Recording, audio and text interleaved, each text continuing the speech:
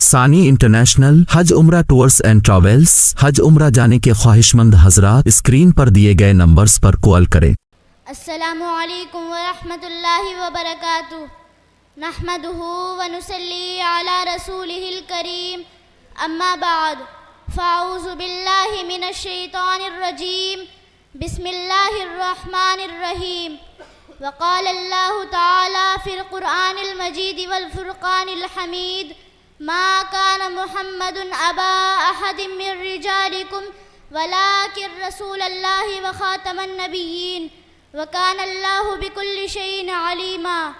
قال رسول الله صلى الله عليه وسلم انا خاتم النبيين لا نبي بعدي۔ محمد مصطفیٰ افضل ہے سارے رسولوں میں، جیسے ہوتا ہے گلاب افضل زمانے بھر کے پھولوں میں۔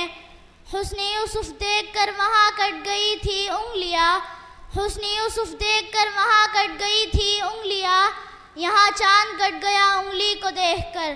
خدا نے بنائی ہے صورت محمد کی، ہوا وہ عاشق جس نے دیکھ لی صورت محمد کی۔ جمال حسن یوسف پر فقط عاشق زلیخا تھی، خدا خود جس پر عاشق ہو وہ ہے صورت محمد کی۔ حق بات کا ہر وقت ہم اظہار کریں گے، حق بات کا ہر وقت ہم اظہار کریں گے، منبر یہی ہوگا تو سرے دار کریں گے۔ جب تک ہے دلک میں زباں سینے محفل، کاذب کی نبوت کا ہم انکار کریں گے۔ جو ختم نبوت کا طرفدار نہیں ہے، لا ریب ہے جنت کا وہ حقدار نہیں ہے۔ خاموش رہے سن کے جو اسلام کی توہین، بے شرم ہے بزدل ہے وہ خوددار نہیں ہے۔ جناب صدر، ہر مسلمان یہ عقیدہ رکھتا ہے کہ حضور صلی اللہ علیہ وسلم آخری نبی ہے، آخری رسول ہے، آخری پیغمبر ہے۔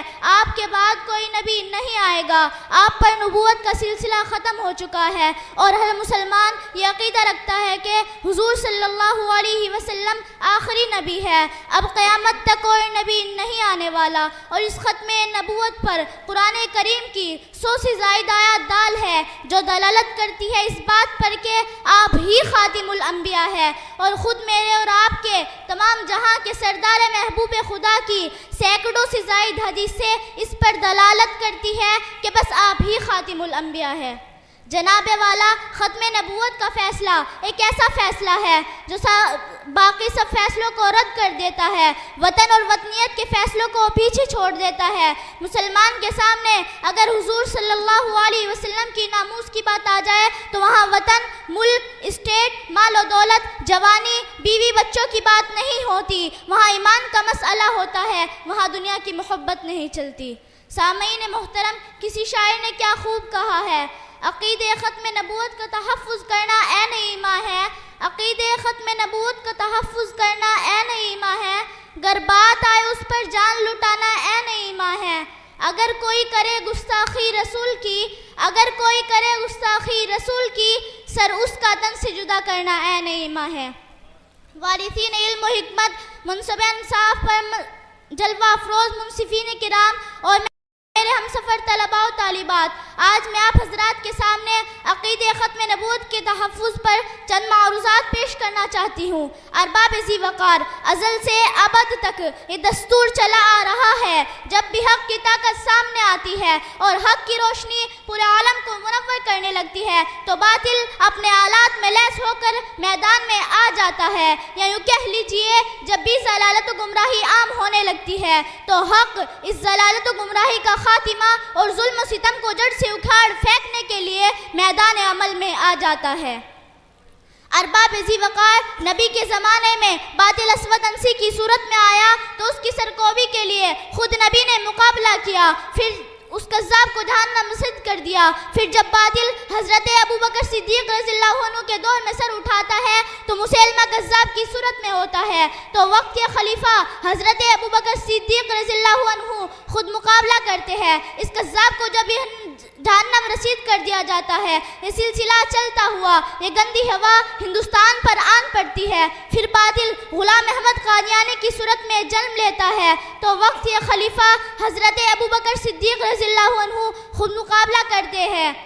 اس کذاب کو بھی جہنم نصیب کر دیا جاتا ہے۔ یہ باطل ہر دور میں، ہر زمانے میں، ہر گھڑی میں، ہر علاقے میں، جس شکل میں بھی آیا، اور جس نے بھی عقیدے ختم نبوت کو چھیڑنے کی کوشش کی، اور جو بھی باطل آیا اور جس نے بھی دین محمدی کو چھیڑا، تو اس کے لیے ہر ایک عالم نے اپنے تن من دھن کی بازی لگا دی اور اس باطل کو ختم کیا۔ میں تمام حضرات کی توجہ چاہتی ہوں، اپنے بزرگوں کی نگرانی میں بات کرنے چلی ہوں، میں اپنے محسنوں کی زیر نگرانی بیان کرنے چلی ہوں۔ جب میں نے انا خاتم النبیین لا نبی بعدی کو پڑھا، اس کے بعد میرا یہ عقیدہ بن گیا، میرا یہ ایمان بن گیا، میرا یہ نظریہ بن گیا، میری یہ خواہش بن گئی کہ آج کے بعد جو بھی نبوت کا دعویٰ کرے وہ دنیا کا لعین ترین کافر ہے، جو بھی نبوت کا دعویٰ کرے وہ دنیا کا غلیظ ترین کافر ہے، جو بھی نبوت کا دعویٰ کرے وہ دنیا کا سب سے بڑا بدترین کافر ہے، اس سے بڑا دنیا میں کوئی کافر نہیں۔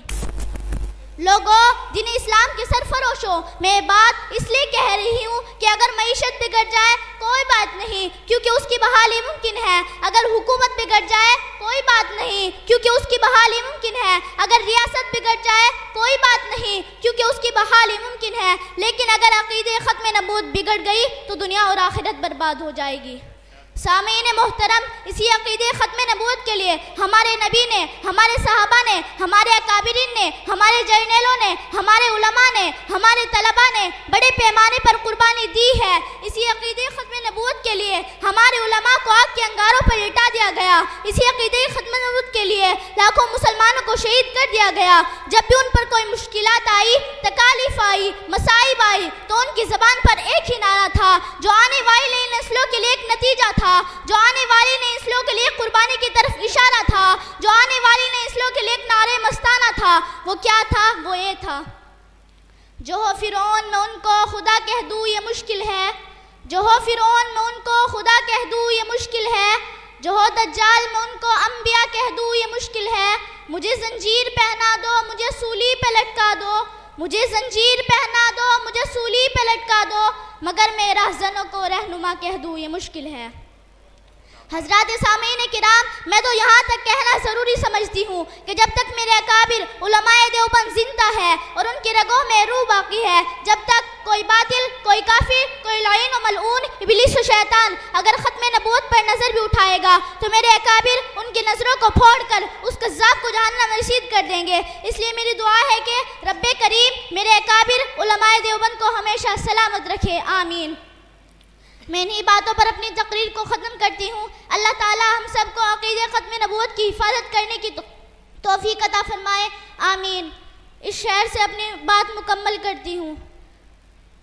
ہر ابتدا سے پہلے، ہر انتہا کے بعد، ذات نبی بلند ہے ذات خدا کے بعد، اور دنیا میں جس قدر احترام کے قابل ہے لوگ، میں سبھی کو مانتی ہوں مگر مصطفیٰ کے بعد۔ وآخر الدعوانا الحمدللہ۔